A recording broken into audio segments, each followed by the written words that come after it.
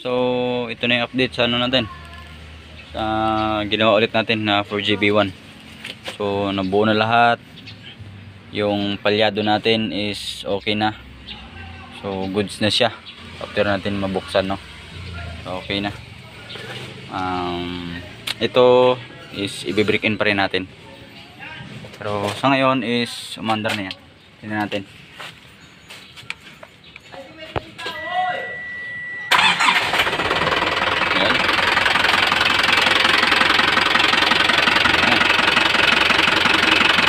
Andar na.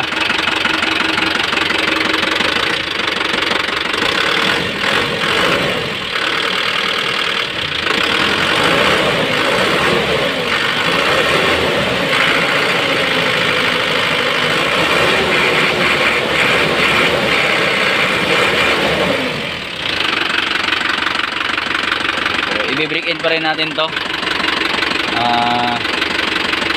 para mas gumanda pa yung lapat ng ating bearing dun sa liner, kasi bago yung ating yung ring, yung piston ring dun sa kanyang liner. Okay, so nagpalit kasi tayo ng panibagong piston ring. Yung mga piston ring niya dati is pinalitan na natin. Ito yung ating pinalit, yung TP na ring. So standard sana siya, kaso yung standard na piston ring is ang laki ng clearance, kaya nag-oversize tayo. Oversize yung ginamit natin na piston ring. Ayan, okay na.